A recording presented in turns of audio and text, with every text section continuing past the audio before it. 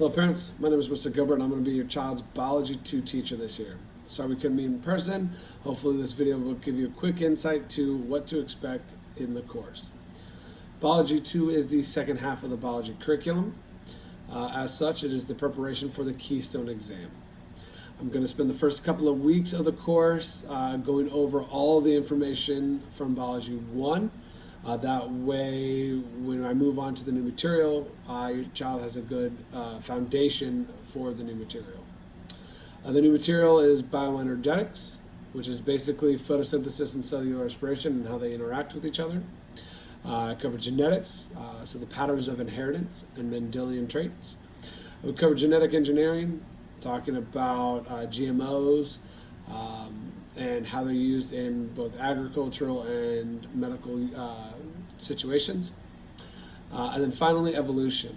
The big thing about evolution is that I talk about it as a process of change.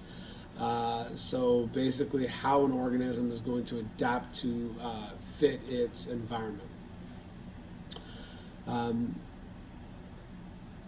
After that, I'm going to spend whatever time we have left doing a little bit of review prior to the Keystone. And then if possible, I'm still going to do the dissections that kids have tend to love about Biology 2. Obviously, this new situation poses some challenges, but we are going to do our best to still maintain the same structure of education that has been built upon. Something I do want to express, I do this at every open house, is I want to talk to you about my second chance test program. I'm a firm believer that you learn from your mistakes, and as such, they shouldn't be held against you forever. And so if your child has an exam, takes an exam, and does not do well on it, now that could be anything. It could be they got a B and they didn't like it, or they got a C or they got an F.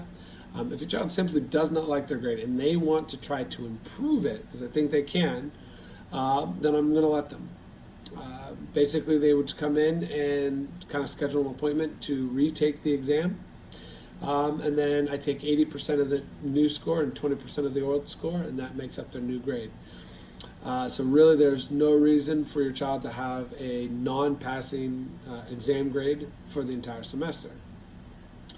As we're doing this as a hybrid system, participation is going to be key. So there's going to be a participation grade that is now entered into your child's grade book.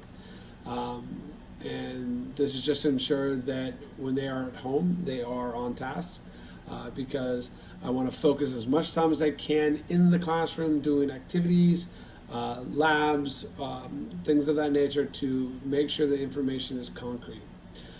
So I have to rely on your child being on task at home.